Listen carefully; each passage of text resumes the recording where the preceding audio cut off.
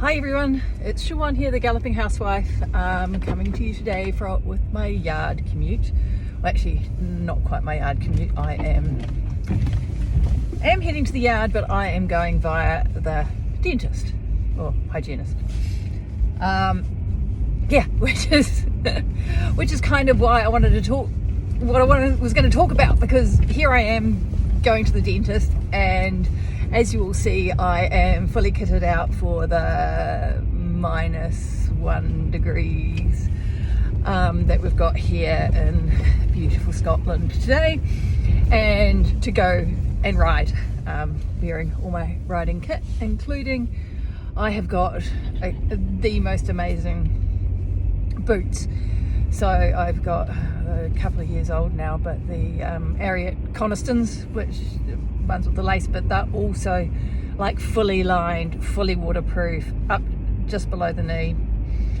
I mean, you can wade through streams with them, and they are so comfortable and so warm. They're like wearing slippers for the outdoors. They probably do need replacing at some stage, but at the moment they're holding on, and I absolutely love them, but they don't look very smart. They actually did when I first bought them, I have to say, but they've been thrashed around the yard for so many years now. So I go in and see my dentist dressed like this, obviously no makeup, because I look like I do, I mean, I'm relatively clean. It's, like I said, relatively, but actually no, I'm not. Actually, I'm just looking at my jacket, and I have got dirt all down it, but slobber all down it. So and I'm also going to pharmacy. I can't really think. I don't think there's anything else I need to do while I'm in the big smoke of air. But it's like, this is how you identify horse riders.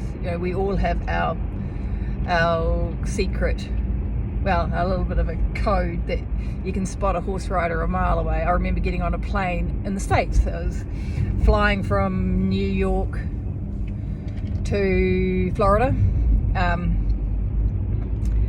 which is a fairly common thing to do for riders to be doing. They have their summer yards or home bases up New York, New Jersey, and they all head down to Florida for the winter to do the circuit. And there's a rider actually wearing jeans, polo shirt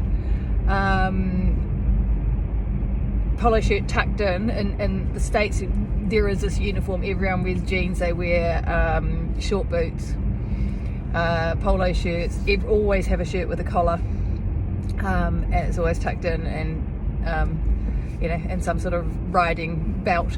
And they also, so we used to ride in long chaps, so jeans and long chaps, rather than breeches and riding boots, which is the norm in the UK and New Zealand.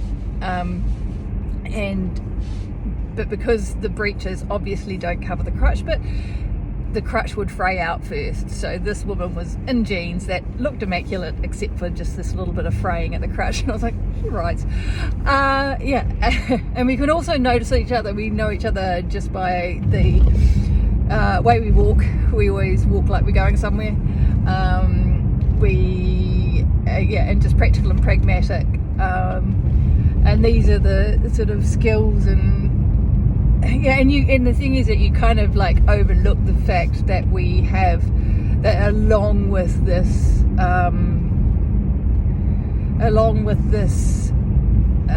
this look that we have and our manner, there are actually a lot of quite beneficial skills and attributes that go along with this. The fact that we can we can deal with stress, that we have good time management skills, that we keep going, keep forging ahead all the time, and also the fact that we are quite comfortable. I'm quite comfortable turning up to my dentist looking like this. It's like, it is what it is. This is what I am I'm not going to drive an hour back home to get changed to go to the yard, and this is the most practical solution.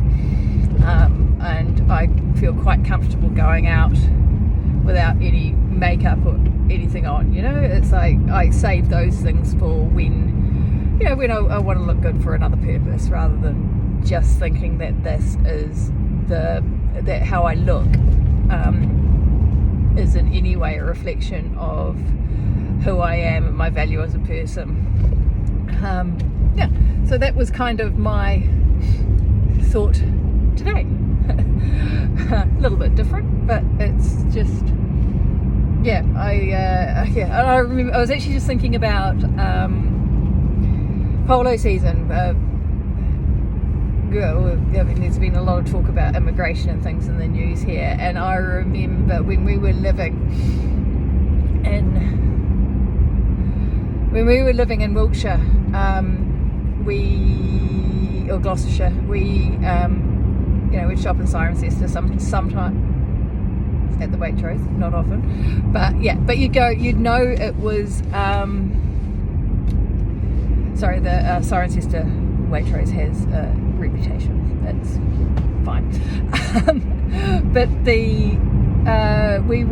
you'd go into the supermarket and you'd see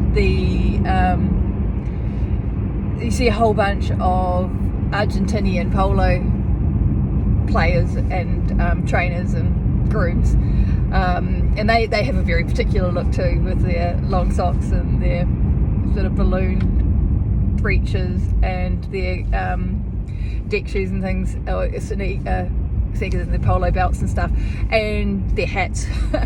And they'd be at the fruit and veg counter,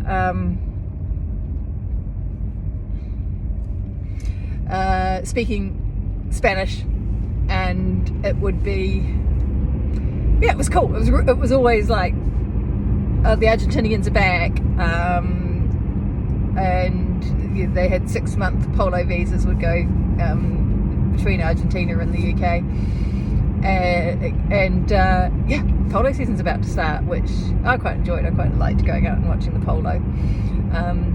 It's again, they have that look, they have that character, and there is so much that they develop after years of looking after horses and working in such a high skilled industry, and also between shifting too, like every 6 months. That takes a lot of character and a lot of logistics to be able to do that, and there are quite a few seasonal industries like that. My husband's family is from